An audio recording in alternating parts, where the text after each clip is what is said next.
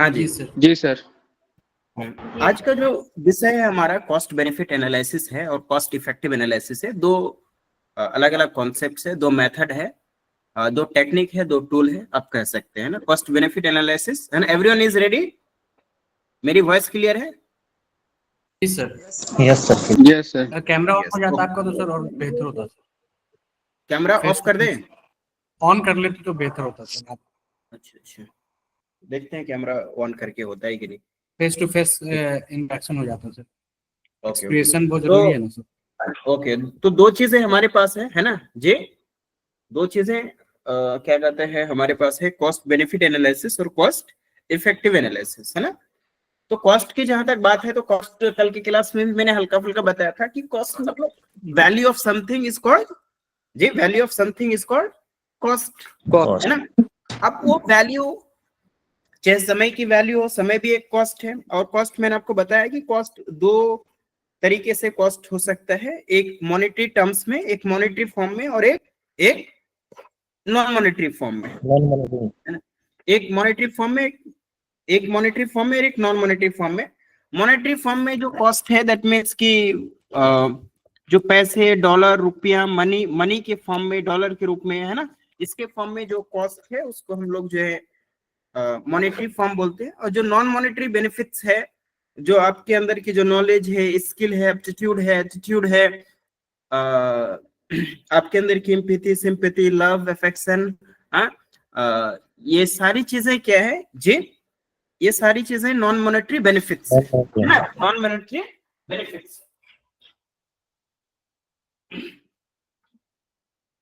जैसे हम लोग एजुकेशन लेते हैं ना जी, जैसे हम लोग एजुकेशन लेते हैं तो हमारी एजुकेशन, जब एजुकेशनल प्रोसेस से हम गुजरते हैं तो दो तरह का, अच्छा वीडियो ऑन है? हाँ जी सर। हाँ, तो जब हम लोग ना एजुकेशन ले रहे होते हैं ना, तो एजुकेशन जब ले रहे होते हैं तो हमारे ना एजुकेशन में दो तरह का कॉस्ट लगता है, एक मॉनेटरी बेनिफिट्स और एक मॉनेटरी बेनिफिट्स और एक मॉनेटरी कॉस्ट और एक नॉन मॉनेटरी कॉस्ट ना, दोनों तरह के कॉस्ट लगते हैं, राइट। अब एक तो घर में पैसा खर्च करते हैं हमारी पढ़ाई के लिए, वो है, लेकिन 10 लोग का मतलब समाज का, बाकी लोगों का हमारे सपोर्ट भी रहता है ना, हमारे लिए, चाहे वो दुआ करें या फिर ऐसे ही मतलब जो है एज ए सपोर्टिव नेचर में रहे, तो वो भी क्या है, कॉस्ट है ना।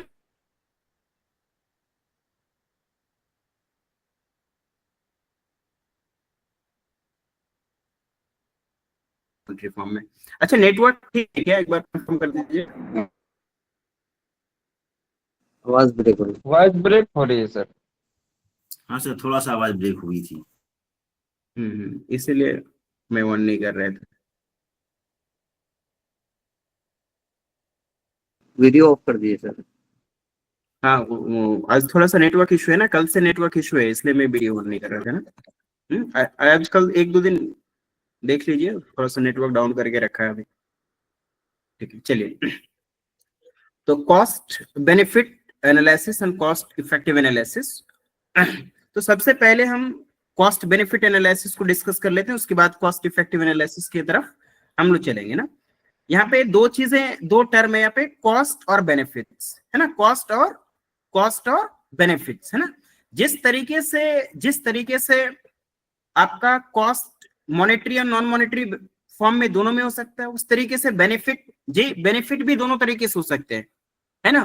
बेनिफिट्स भी दोनों तरीके से हो सकता है, मॉनेटरी फॉर्म्स में भी हो सकते हैं, मॉनेटरी टर्म्स में भी हो सकता है, और नॉन मॉनेटरी टर्म्स में भी हो सकता है कि नहीं।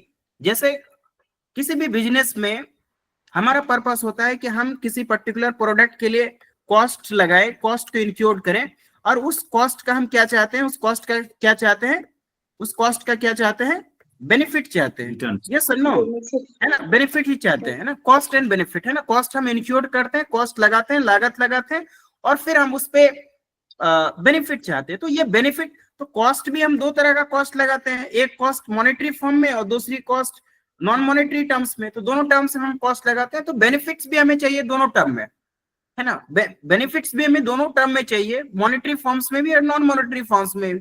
जैसे फॉर एग्जांपल हम लोग एजुकेशन लेते हैं, है ना, हम एजुकेशन लेते हैं, और एजुकेशन आपके पीछे जो पैसे खर्च होते हैं, जो मनी खर्च होता है, जो मॉनेटरी टर्म्स में जो पैसे खर्च होते हैं, एक तो आपका पेरेंट पैसा खर्च करता है ना, ट्यूशन फी, एडमिशन फी, आपका पैकेट खर्च वगैरह से लेके एक आपके पेरेंट खर्च करते हैं, एंड दूसरा जो है गवर्नमेंट आपके पीछे पैसे खर्च करते हैं, इजंट इट, है ना, दोनों मिलके कॉस्ट लगाते हैं आप पे। तो ये कॉस्ट आप पे लगाया जाता है, और कॉस्ट लगाने का सिर्फ और सिर्फ एक ही मकसद है ना, सिर्फ और सिर्फ एक ही मकसद है, सरकार का भी मकसद है और हमारे पेरेंट्स का भी मकसद है कि उनको बेनिफिट्स मिले। और बेनिफिट्स कब मिले? जब आप पढ़ लिख के तैयार हो जाए, जब आप ग्रेजुएट कर लें, जब आप पीजी कर लें, जब आप पीएचडी कर लें, उसके बाद आप उसका रिटर्न दे घर वालों को, और सरकार को भी आप अपना रिटर्न दे, है ना, that will be the benefits. तो ये बेनिफिट्स आप रिटर्न कैसे दे सकते हैं जी? रिटर्न कैसे दे सकते हैं? जैसे आप अभी, जैसे मैंने जॉब ले लिया, बाकी लोग ने जॉब ले लिया, तो अब मैं घर वालों को रिटर्न दे रहा हूं, है ना, घर वालों को मतलब पर मंथ 50,000 रुपए पर मंथ, मतलब मान लो कि मैं दे रहा हूं, तो दैट इज द रिटर्न मैं दे रहा हूं, है ना। अब सरकार को मैं टैक्स भी पे कर रहा हूं, तो सरकार को भी मैं रिटर्न दे रहा हूं, है ना। तो ये रिटर्न, ये बेनिफिट्स है, ये घर वाले का बेनिफिट्स है। घर वाले इतने दिन जो पढ़ाया, इतना दिन जो इन्वेस्ट किया, पढ़ाया नहीं, वो इन्वेस्ट किया, है ना। घर वाले क्या कर रहे थे? इन्वेस्ट कर रहे थे, सरकार भी हम पे इन्वेस्ट किया, और 15-20 साल तक इन्वेस्ट किया, इन्वेस्ट करने के बाद आज मैं उसको रिटर्न दे रहा हूं, ठीक है। तो ये जो रिटर्न दे रहा हूं पैसे के फॉर्म में, पैसे के फॉर्म में एक रिटर्न दे रहा हूं, ये मॉनेटरी बेनिफिट्स हुआ, पैसे के फॉर्म में मतलब हम रिटर्न्स दे रहे हैं आफ्टर द इन्वेस्टमेंट। लेकिन क्या एक बेनिफिट्स ये भी है, कि हमने पढ़ लिख के एक मतलब आइडियल सिटीजन्स बना इस देश का जी, एक आइडियल सिटीजन बना। तो ये जो एक आइडियल सिटीजन हम बने, क्या ये भी बेनिफिट्स है? ये भी हमारे कंट्री के लिए जरूरत है। अगर हम पढ़ लिखे नहीं होते, अगर हम एजुकेटेड नहीं होते, तो हो सकता है कि हम क्रिमिनल बनते, हो सकता है कि हमारी इन्वॉल्वमेंट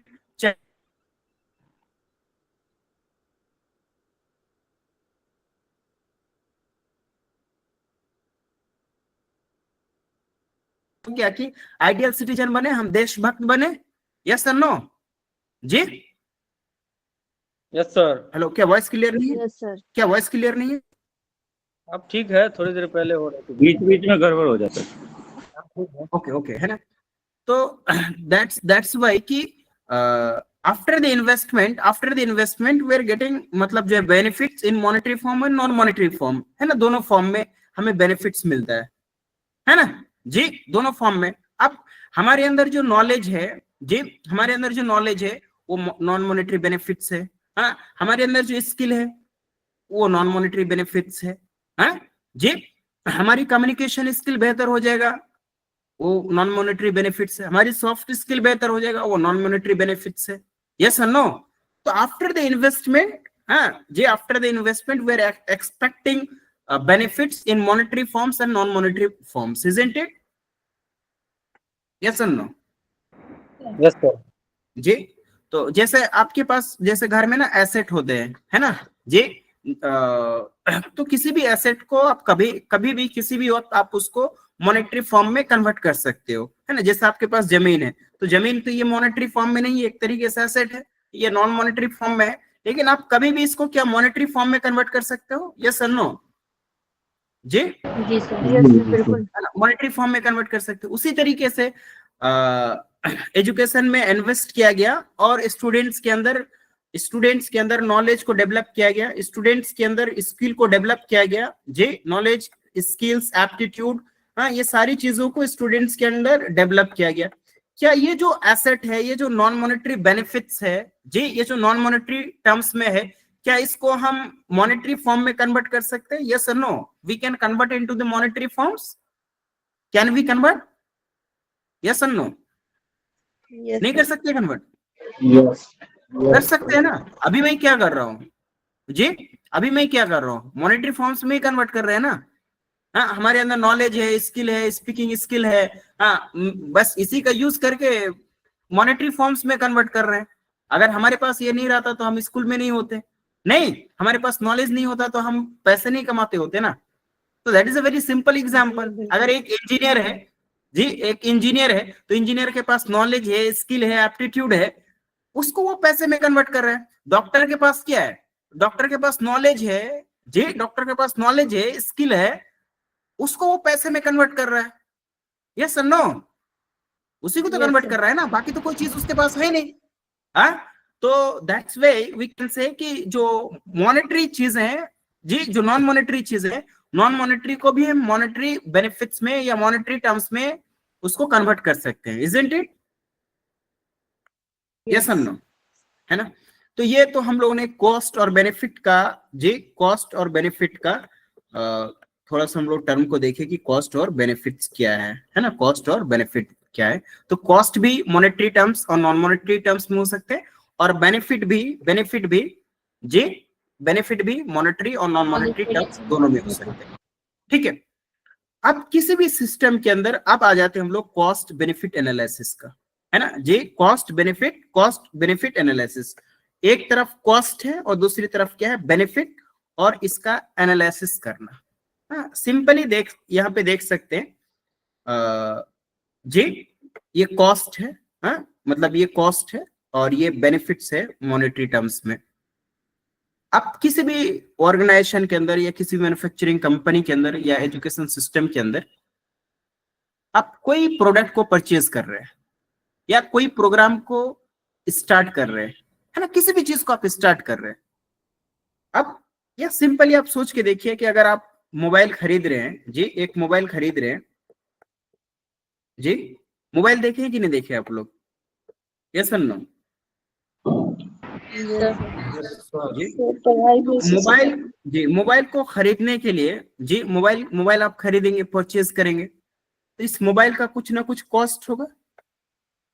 यस और नो, है ना? इस मोबाइल का अब इस मोबाइल, जब भी आप मतलब मोबाइल को खरीदेंगे, तो मोबाइल खरीदेंगे, तो अब मोबाइल खरीद रहे हैं, आप इस मोबाइल को खरीदने के लिए आपको कितना इन्वेस्ट करना है, कितना कॉस्ट का मोबाइल लेना है, कितना प्राइस का मोबाइल लेना है, और फिर उस मोबाइल का बेनिफिट क्या होगा, क्या आप ये दोनों को एनालिसिस करेंगे? यस और नो? ये मोबाइल कॉस्ट लगाया, हाँ, कॉस्ट लगाया, ये कॉस्ट लगाने से इस मोबाइल पे बेनिफिट्स क्या आएगा, कितने अमाउंट्स में बेनिफिट आएगा। तो before purchasing that particular mobile आप क्या करेंगे, कॉस्ट और बेनिफिट का जी, कॉस्ट और बेनिफिट का एनालिसिस करेंगे। यस और नो? कॉस्ट और बेनिफिट्स का एनालिसिस करेंगे।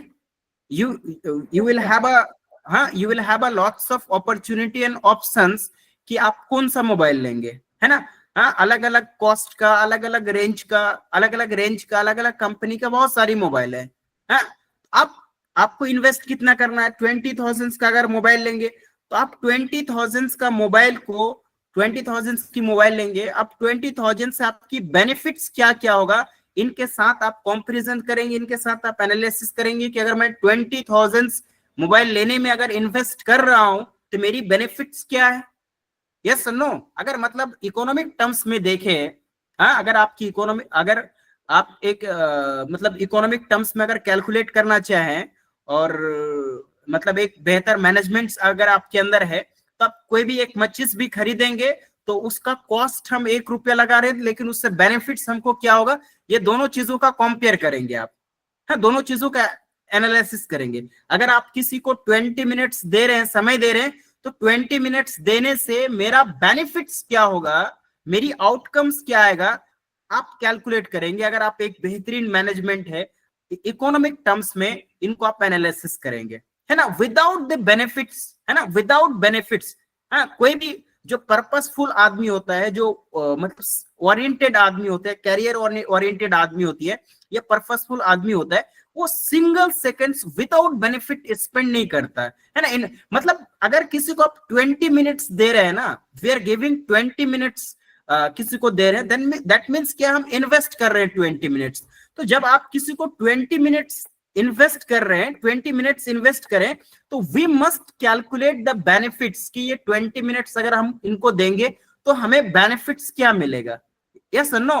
बेनिफिट्स, बेनिफिट जो आपको यहाँ पे मॉनेटरी टर्म में भी हो सकता है, नॉन मॉनेटरी टर्म्स में भी हो सकता है ना, मॉनेटरी टर्म्स में भी हो सकता है और नॉन मॉनेटरी टर्म्स में भी हो सकता है, दोनों नॉन मॉनेटरी टर्म्स में भी हो सकता है ना। जैसे जस्ट लाइक कि मैं दिन भर मतलब क्लास लेते या अदर काम करते करते मैं बहुत ज्यादा थक जाता हूँ, है ना। तो जैसे मैंने थका तो कोई ऐसा फ्रेंड्स को मैं कॉल लगा रहा हूँ जो जिसके साथ एकदम बहुत हंसी मजाक और मतलब कुछ भी बात कर सकते हैं, है ना। तो then I spend 20 minutes to talk to them, है ना। तो 20 मिनट्स मैंने स्पेंड कर दिया, उसके साथ बात किया। लेकिन मेरा मन में है बेनिफिट्स मुझे क्या मिलेगा कि ये 20 मिनट्स में जो बात करूंगा उसके साथ ना, तो बहुत हंस खेल के बहुत एकदम खुले मन से बात करेंगे, तो ये मेरे लिए बेनिफिट्स हो जाएगा मूड कि फ्रेश हम हो उसमें जाएगा। रिलैक्स हो जाएंगे, हम उसमें रिफ्रेशमेंट हो जाएंगे, है जी। हम क्या हो जाएंगे, रिफ्रेश हो जाएंगे, हमारी एनर्जी री एनर्जाइज हो जाएंगे, हमारे अंदर फिर से ऊर्जा आ जाएगी। हमारे अंदर जो थकान हो रहा था, एक जो मतलब जो फ्रस्ट्रेशन टैप हो रहा था, हरासमेंट टैप हो रहा था, वो खत्म हो जाएगा। That was we spend 20 minutes to them, है ना, we calculating the benefits out there, isn't it? तो ये होता है कि कॉस्ट और बेनिफिट का एनालिसिस करना, है ना, किसका, कॉस्ट और बेनिफिट का एनालिसिस करना। तो आप किसी भी काम को करने से पहले, कोई भी आप काम कर रहे हैं, कोई भी प्रोग्राम आप स्टार्ट कर रहे हैं, कहीं पे भी आप इन्वेस्ट कर रहे हैं, तो बिफोर इन्वेस्टिंग, है ना, बिफोर इन्वेस्टिंग सबसे पहले क्या करना है जी, सबसे पहले क्या करना, कॉस्ट और बेनिफिट का एनालिसिस करना, है ना, कॉस्ट और बेनिफिट का एनालिसिस करना।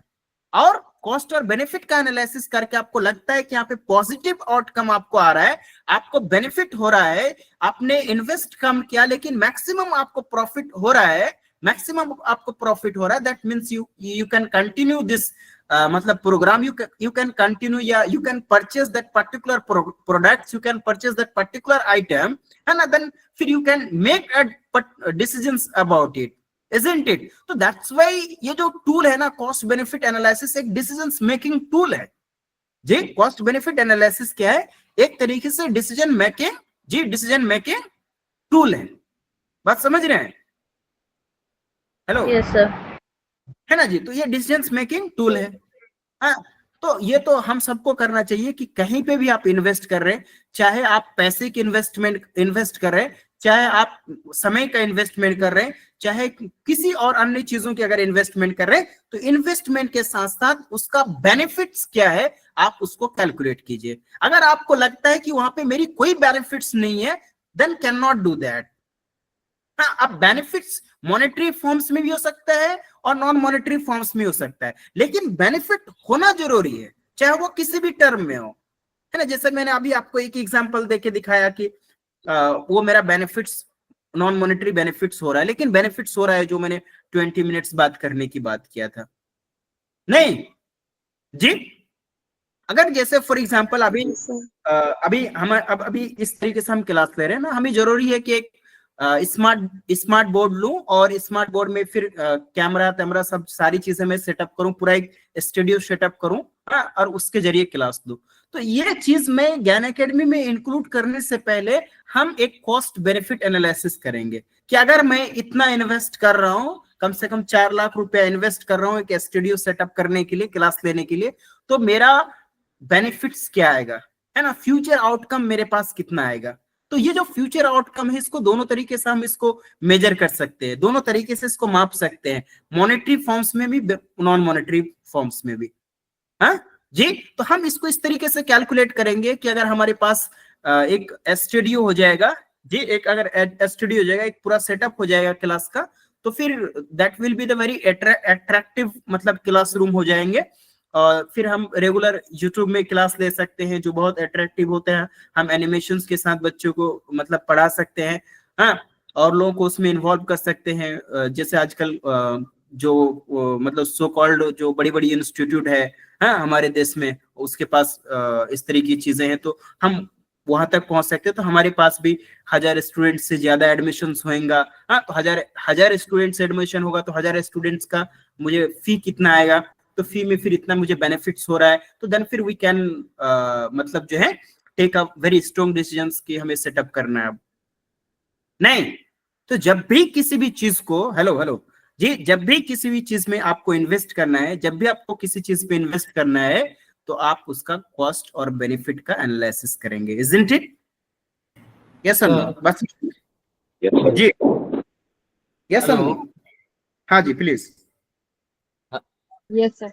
अगर किसी चीज में मतलब प्रॉफिट नहीं आ पा रहा है तो वो कॉस्ट बेनिफिट एनालिसिस में नहीं आएगा तो?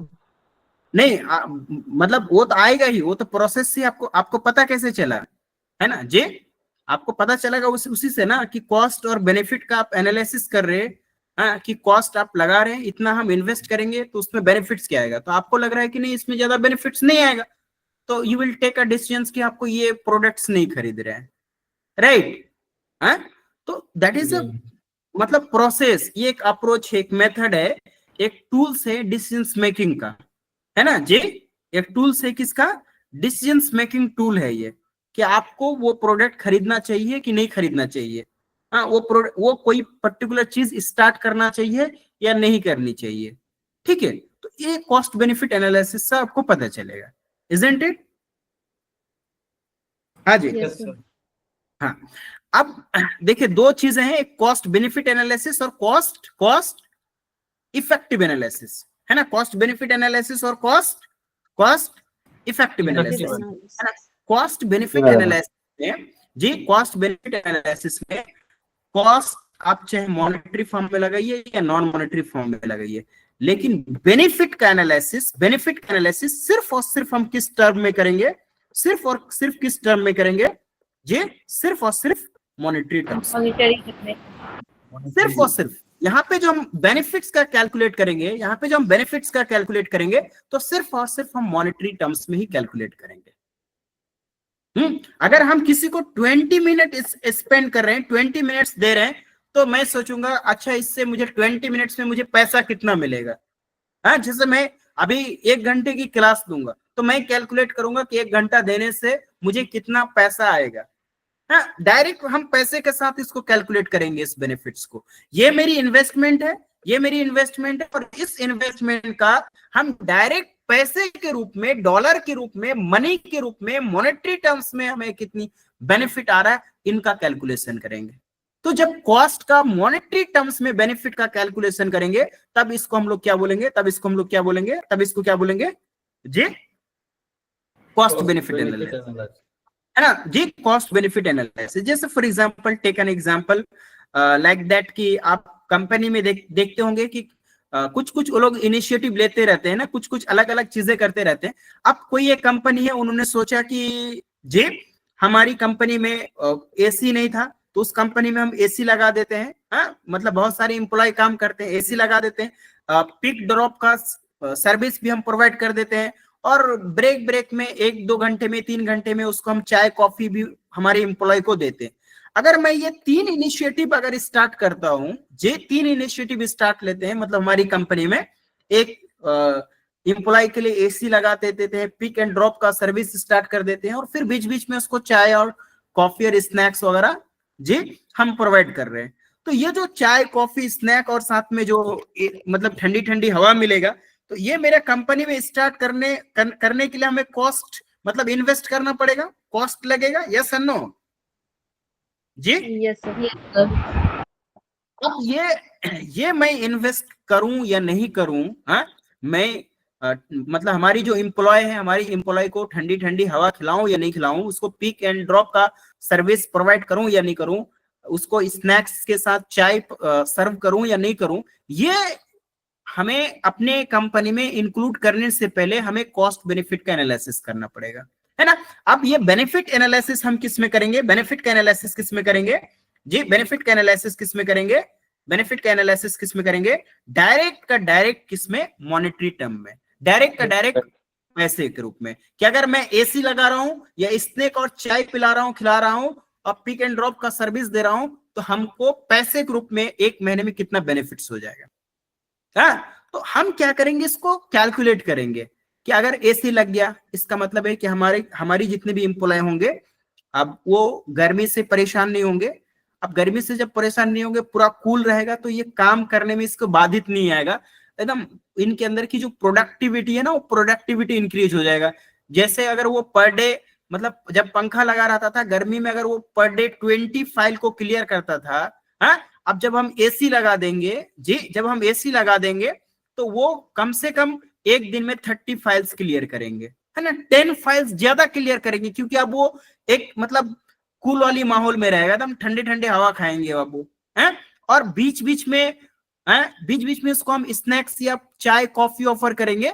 तो एक जो 1 घंटे काम करने के बाद जो वो थक जा रहा था ना, थोड़ा सा हैरेसमेंट आ जाता था, थोड़ा सा मतलब नींद आना शुरू हो जाता था, तो उसको बीच बीच में हम 1 घंटे 2 घंटे के अंतराल में चाय दे देंगे, वो फिर से री एनर्जाइज हो जाएगा। तो फिर से जो री एनर्जाइज हो जाएगा, तो कम से कम जब वो पहले 20 फाइल्स क्लियर करता था और 10 फाइल्स और ज्यादा क्लियर करेंगे, क्योंकि ये बीच बीच में अपने आप को री एनर्जाइज करते रहेंगे।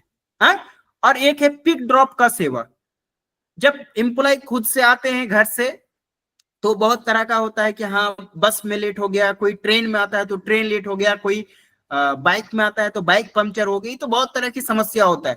तो कोई 10 मिनट लेट, कोई 20 मिनट लेट, कोई 1 घंटा लेट। अब मैं पिक ड्रॉप का सर्विस दे दूंगा तो मेरा जो कैब रहेगा या फिर जो भी मतलब ट्रेवल एजेंट रहेगा, उनको एकदम समय पे लेके आएगा और समय पे फिर घर भी छोड़ देगा। तो मुझे समय पे काम करेगा, तो इसका मतलब है कि प्रोडक्टिविटी इंक्रीज होगा। तो कम से कम अगर हमारे पास एम्प्लॉय है और उस एम्प्लॉय में डेली कम से कम 500-600 हमारी प्रोडक्ट ज्यादा बने, ज्यादा काम हो जी, तो उससे हमारी बेनिफिट्स को कैलकुलेट करेंगे कि हाँ हमारी बेनिफिट्स मॉनेटरी टर्म में, पैसे के टर्म में हमारी बेनिफिट्स कितना होगा। तो फिर हम देखेंगे कि अच्छा इसमें कॉस्ट लगाना, कम कॉस्ट में बेनिफिट ज्यादा हो रहा है, तब फिर हमारी कंपनी में एसी, कूलर, फैन और मतलब जो कॉफी टॉफी सब ऐड कर देंगे। तो दैट इज द एक मैथोडोलॉजी है, एक मेथड्स है, डिसीजन मेकिंग टूल है, एक इवैल्यूएशंस करने का तरीका है जी। तो इसी को हम लोग क्या बोलते हैं, cost benefit analysis. Cost benefit analysis. Everyone is clear? Everyone clear जी? Yes sir. Yes sir. अब आ जाइए कंटेंट में, है ना, अब आ जाइए। हाँ जी प्लीज सर, एक बार फिर से रिपीट कीजिएगा कि हम लोग कॉस्ट मॉनेटरी फॉर्म कहाँ लगाते हैं और नॉन मॉनेटरी में कहाँ लगाते हैं। बस कॉस्ट मतलब जो कॉस्ट लगाते हैं वो मॉनेटरी फॉर्म्स में कहाँ लगाते हैं और नॉन मॉनेटरी फॉर्म्स में कहाँ लगाते हैं। नहीं, ये कहीं का कोई ये ही नहीं है ना, कि मॉनेटरी कहाँ लगाएंगे, नॉन मॉनेटरी फॉर्म में कहाँ लगाएंगे। आपको जहाँ पे जो जरूरत पड़ेगी आप नॉन मॉनेटरी फॉर्म में लगाएंगे, ठीक है। लेकिन बेनिफिट्स का जो कैलकुलेशन होगा जे, बेनिफिट्स का जो कैलकुलेशन करेंगे वो किस फॉर्म में करेंगे, यहाँ पे वो किस फॉर्म में, वो पैसे मॉनेटरी फॉर्म में। ये फिक्स है ना, ये आपका फिक्स नहीं है जी, ये फिक्स नहीं है। ये फिक्स है कि ये सिर्फ और सिर्फ किस में हम कैलकुलेट करेंगे जी, किस में कैलकुलेट करेंगे, सिर्फ मॉनेटरी फॉर्म में, मॉनेटरी फॉर्म है ना। कि अगर यहाँ पे सिर्फ मान ले कि ये इन्वेस्ट है, अब ये इन्वेस्ट कर रहे हैं, तो इस इन्वेस्ट में मुझे पैसे के फॉर्म में कितना बेनिफिट होगा। तो इसको जब हम एनालिसिस करेंगे, इवैल्यूएशन करेंगे, तो इसको हम लोग क्या बोलेंगे, इसको हम लोग क्या बोलेंगे, CBA बोलेंगे, cost benefit analysis. Isn't it? हाँ जी, क्लियर है बात? Yes sir, yes sir, yes sir. चलिए अब इसके डेफिनेशंस में आ जाए, थोड़ा सा टर्म पे आ जाए। देखिए, the term cost benefit analysis implies a systematic comparisons of the magnitude of the cost and benefits of some form of the investment in order to assessment economical profitability। जी, किसका और किसका कंपैरिजन जी, किसका और किसका comparison, magnitude of the cost, आपकी cost की कितनी मैग्नीट्यूड्स है, और benefits of some form of investment, और फिर बेनिफिट्स कितना आ रहा है उस इन्वेस्टमेंट में, तो उसको एसेस करना, उसका एनालिसिस करना, economical profitability. Economical profitability it means that कि इकोनॉमिक टर्म्स में हम जब प्रॉफिट्स को कैलकुलेट करेंगे, सोशल टर्म्स में नहीं, इकोनॉमिक टर्म्स में जब आप करेंगे, है ना। Cost analysis is a basic method for program evaluation. मतलब किसी प्रोग्राम को इवैल्यूएशन करना चाहते हैं या किसी स्ट्रेटेजी को इवैल्यूएशन करना चाहते हैं, किसी आप प्रोडक्ट को परचेज कर रहे हैं उसको इवैल्यूएशन करना चाहते हैं, तो वो है।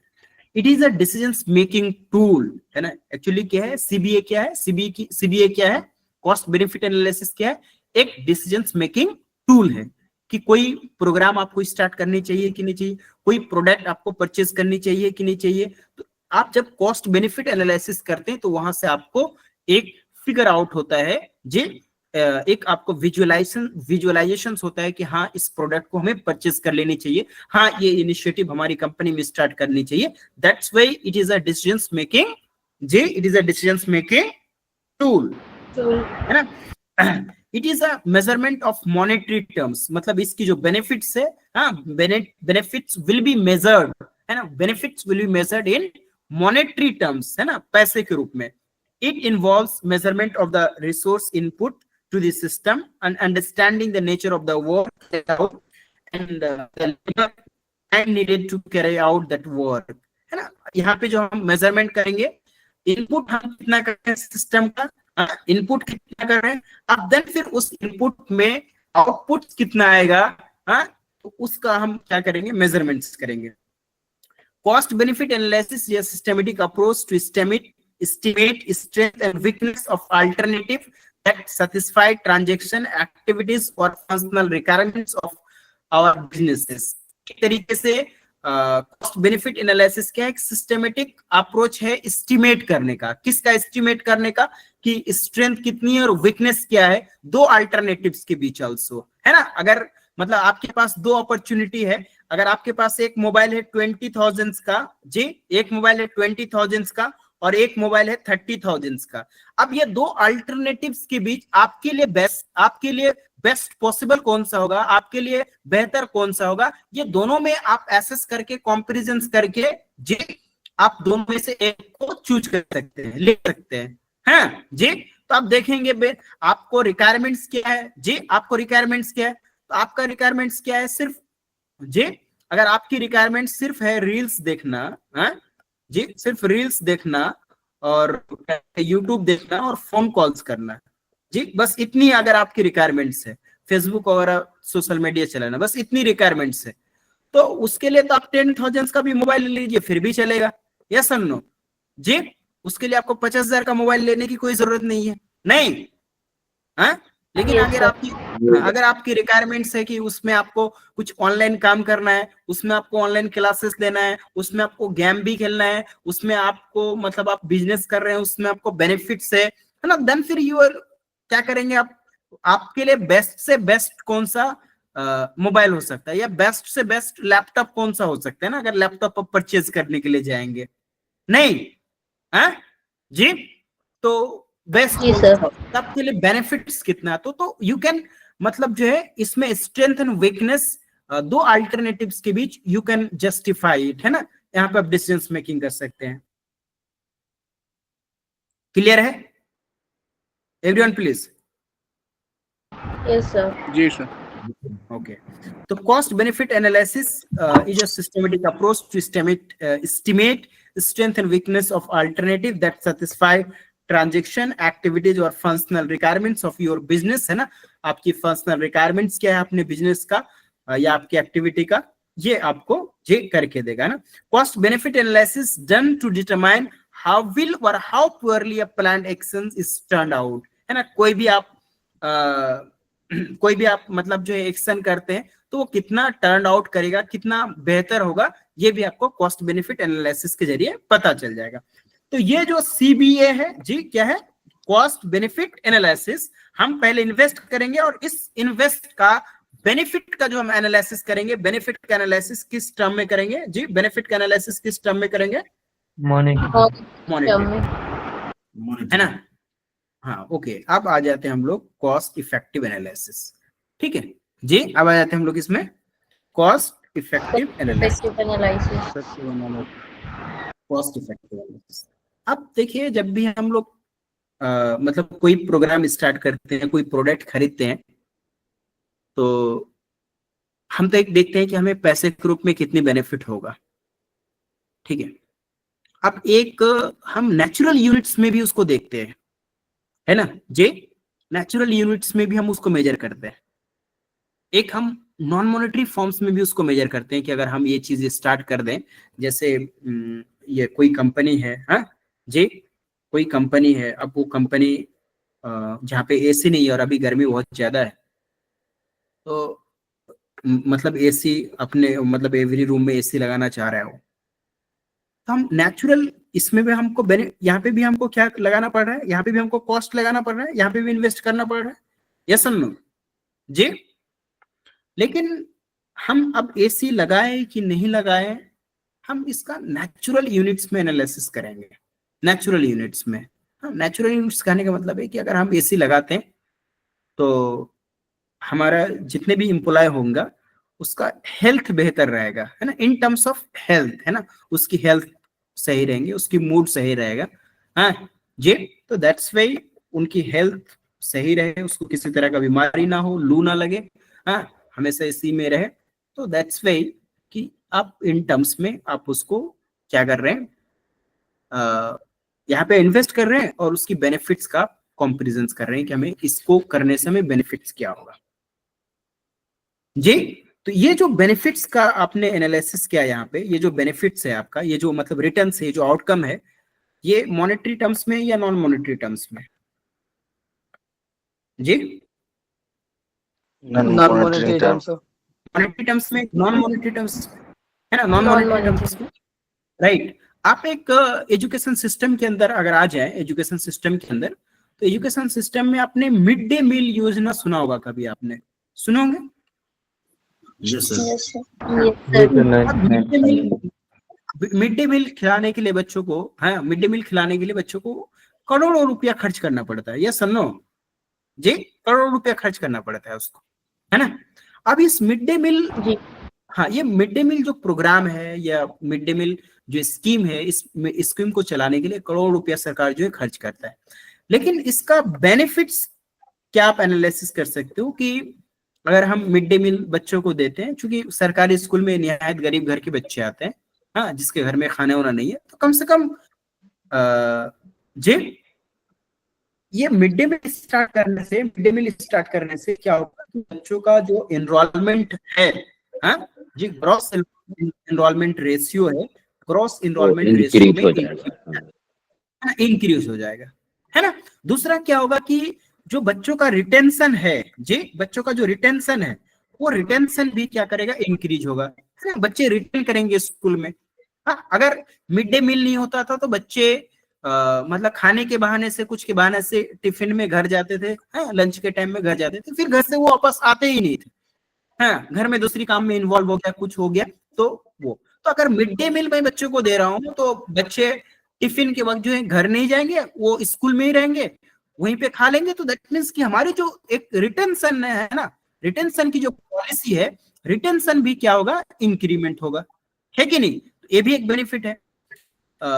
तो मिड डे मील स्टार्ट करने के और बेनिफिट्स क्या है, हम इस तरीके से एनालिसिस कर सकते हैं। मतलब पहले क्या ही होगा, जब मिड डे मील स्टार्ट कर रहा हो तो किसी भी प्रोग्राम को स्टार्ट करने से पहले उसका cost effective analysis and cost benefit analysis दोनों एनालिसिस किया जाता है। उससे पहले कोई भी प्रोग्राम स्टार्ट नहीं करते, है ना। तो मिड डे मील स्टार्ट करने से पहले ये भी क्या गया हो कि अगर हम बच्चों को मिड डे मील खिलाते हैं तो मिड डे मील खिलाने से फायदा ये होगा कि चूंकि मैक्सिमम जो बच्चे आते हैं वो सुदूर इलाके के आते हैं, एकदम देहात के बच्चे आते हैं, निहायत गरीब घर के बच्चे आते हैं, हाँ। तो एक जो माल न्यूट्रिशन का जो शिकार रहता है बच्चों में, हाँ, क्योंकि उसको सही न्यूट्रिएंट्स जो नहीं मिल पाता है, तो हम मिड डे मील में मतलब फ्रूट्स भी देंगे, अंडा भी देंगे, हाँ, बाकी सारी न्यूट्रिएंट्स उसको अवेलेबल कराएंगे, तो उनका हेल्थ कंडीशंस बेहतर रहेगा, तो एक बेहतर पढ़ाई वो कर पाएगा। तो हेल्थ कंडीशन सही है, तो क्या ये भी मिड डे मील का बेनिफिट्स ये भी है, हेल्थ कंडीशंस बेहतर होना, यस और नो जी? Yes sir. है कि नहीं जी? हाँ, तो देखो ये भी हमने यहाँ पे भी कॉस्ट लगाया, मिड डे मील को स्टार्ट करने के लिए भी हमने कॉस्ट लगाया।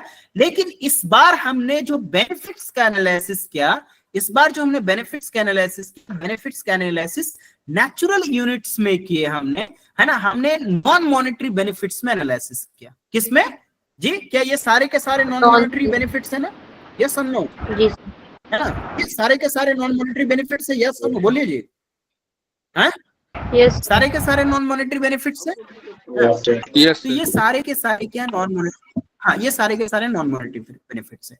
तो ये बहुत सिंपल सा कॉन्सेप्ट है कि आप किसी भी प्रोग्राम या किसी भी एक्टिविटी या किसी भी इनिशिएटिव को स्टार्ट करने से पहले आप इन्वेस्ट करते हैं। अब इन्वेस्ट का इवैल्यूएशन या एनालिसिस अगर आप नॉन मॉनेटरी टर्म्स में करते हैं, नेचुरल यूनिट्स में करते हैं, तो उसको हम लोग कौन सा एनालिसिस बोलेंगे जी? कौन सा एनालिसिस बोलेंगे? Cost effective analysis. Cost effective Analysis. Analysis. Cost effective जी, कॉस्ट इफेक्टिव, हाँ जी, कॉस्ट इफेक्टिव एनालिसिस, है ना? तो यहाँ पे, हाँ, यहाँ पे जो आउटकम आएगा जी, यहाँ पे जो आउटकम आएगा, यहाँ पे जो आपकी आउटपुट आएगा, आउटपुट को हम मेजरमेंट करेंगे या एनालिसिस करेंगे किस फॉर्म में? किस फॉर्म में जी? किस फॉर्म में? नेचुरल यूनिट्स भी बोल सकते हैं, नेचुरल यूनिट्स में, या फिर जी नॉन मॉनेटरी बेनिफिट्स में, है ना, नॉन मॉनेटरी टर्म्स में। Isn't it? Are you getting my point? नहीं, है ना? Yes, sir. चप्पल खरीदने जाते हैं ना, जूता खरीदने जाते हैं ना, तो जूता खरीदने के लिए हम पैसे इन्वेस्ट कर रहे हैं, जी 2000 रुपया पैसे इन्वेस्ट कर रहे हैं। अब हम इस जूते में देखते हैं इफेक्टिवनेस, देखते हैं इसकी, देखते हैं कि नहीं देखते हैं जी? जी इफेक्टिवनेस देखते हैं कि नहीं देखते हैं इसकी?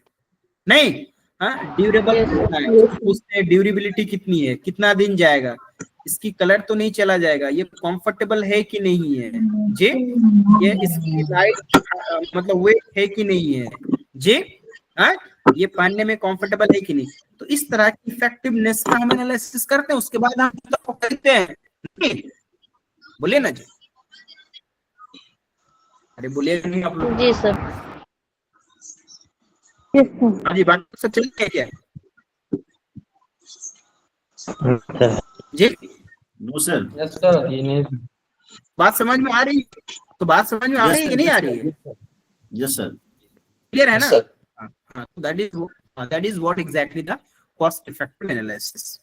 कोई भी प्रोग्राम, चाहे आप मिशन स्टार्ट करें, चाहे आप बच्चों का पोषण स्टार्ट करें, चाहे बच्चों का कोई भी स्कीम आप स्टार्ट करें, लेकिन अगर उस स्कीम का हम इफेक्टिवनेस मॉनेटरी टर्म्स में अगर हम एनालिसिस कर रहे हैं तो कॉस्ट इफेक्टिव एनालिसिस है। अगर मॉनेटरी टर्म्स में करेंगे तो कॉस्ट बेनिफिट एनालिसिस। हाँ, यहाँ से हर जो एग्जाम में क्वेश्चन पूछे जाते हैं, आप इसको बहुत अच्छे से कर लीजिएगा, इससे रिलेटेड क्वेश्चन दे देंगे, हाँ, कर लीजिएगा तो सब चीज क्लैरिटी आपके अंदर आ जाएगा। Isn't it? Are you getting my point? Yes sir. Yes sir. हाँ, तो ये भी एक टेक्निक है, ये भी एक टूल है, ये भी एक डिसीजन मेकिंग टूल है, ये भी एक इवैल्यूएशन टेक्निक टूल है। It is a technique for measuring the relationship between total input or cost of a project or activity and its output objective, है ना? ये भी क्या है? एक मेजरिंग टूल है, एक एनालिसिस का टूल है, किसके बीच? इनपुट और आउटपुट के बीच, है ना? कॉस्ट और आउटपुट्स के बीच, इन्वेस्टमेंट और उसकी आउटपुट्स के बीच। A measure of the cost effectiveness is obtained by measuring cost against outcome, है ना? कितना हम कॉस्ट लगा रहे हैं और उसका आउटकम कितना है, उसके साथ हम इसका क्या कर रहे हैं? इफेक्टिवनेस का एनालिसिस कर रहे हैं। किसका? इफेक्टिवनेस का एनालिसिस कर रहे हैं। In education the effect may include quantity measures such as school enrollment, attendance, competitions, overall year degree attendance, etc. In quality measures such as cognitive development, academic achievement, cognitive skills, etc. etc. तो जैसे अगर आप teachers training दे रहे हैं, है ना जी? अभी कल की क्लास में मैंने बताया था कि बिहार में सारे टीचर्स को ट्रेनिंग दे रहा हूँ, और ये सारे टीचर्स को ट्रेनिंग देने के लिए जो स्कीम है, इसके पीछे सरकार करोड़ों रुपया खर्च कर रहा है। अब ये करोड़ों रुपया खर्च करने से क्या होगा? टेचर्स को क्यों ट्रेनिंग दिया जा रहा है? क्या बेनिफिट्स होगा इसका जी? क्या बेनिफिट्स होगा? टीचर्स को अपडेट किया जा रहा है। अभी का जो नए इवैल्यूएशन जो टेक्निक है, हाँ जी, नए इवैल्यूएशन का जो टेक्निक है कि किस तरीके से नए मतलब जो है कोई जॉयफुल असेसमेंट है, हाँ, अभी का नया टेक्निक है, न्यू टीचिंग इवैल्यूएशंस मेथड है, जॉयफुल इवैल्यूएशंस, मतलब जो है इस तरीके से बहुत सारे है ना, में भी इवैल्यूएशंस है, राइट? तो ये सब टीचर्स को अपडेट किया जा रहा है। आप ये सब टीचर्स को अपडेट करेंगे, इस बेनिफिट्स बच्चों को डायरेक्ट बेनिफिट होगा, बच्चों के कॉग्निटिव डेवलपमेंट बेहतर होंगे, बच्चों के अंदर स्किल डेवलपमेंट होगा जी, बच्चे इंटरेस्टेड होगा।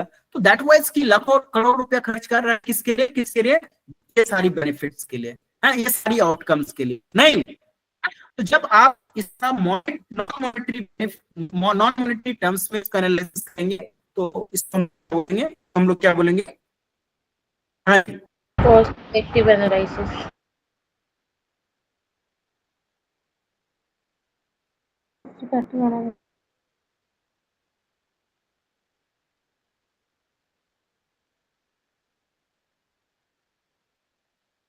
क्या आवाज नहीं जा रही है मेरी?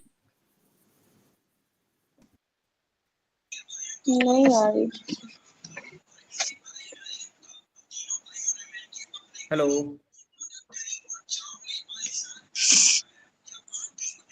अच्छा चलिए ठीक है, कॉन्सेप्ट क्लियर था ना, हो गया, क्लास हो गई है, अब कुछ इसमें था नहीं, ठीक है।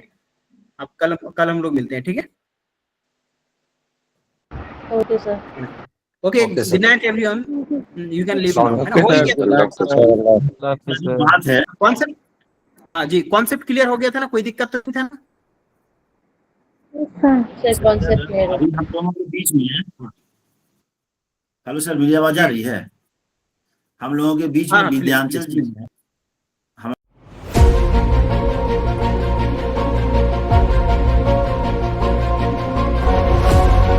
अस्सलाम वालेकुम एवरीवन, मेरा नाम अनम ज़फ़र है और मैंने यूजीसी नेट दिसंबर 2024 एग्ज़ामिनेशन 100 परसेंटाइल के साथ क्रैक किया है और मैं अपनी इस कामयाबी का पूरा क्रेडिट ज्ञान एकेडमी को देना चाहती हूँ, क्योंकि जब मैं इस जर्नी में स्टेप इन कर रही थी उस टाइम भी कई जीआरएफ क्वालिफाइड मेरे सीनियर्स ने मुझे रिकमेंड किया था कि मुझे ज्ञान एकेडमी में जाना चाहिए।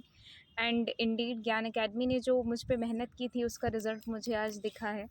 तो I am very thankful to Tauheed sir and Ashiq sir, and believe me it's not a sponsored video या ऐसा कुछ नहीं है, ये बस मेरा ग्रैटिट्यूड है ज्ञान एकेडमी के लिए जो इस 1 साल में मैंने सीखा है। एंड ये एक ऐसा प्लेटफॉर्म है जहाँ हम सिर्फ यूजीसी नेट के लिए नहीं प्रिपेयर होते हैं, यहाँ बहुत सारे मोरल वैल्यूज़ ये सब चीज़ें भी सीखते हैं जो हमें आगे की रिसर्च जर्नी में भी बहुत काम आएगी। So to all the aspirant who are preparing for UGC NET, मेरा सबसे पहला रिकमेंडेशन होगा कि वो ज्ञान एकेडमी को फॉलो करें, and I swear to Allah it's not a sponsored video. Thank you so much.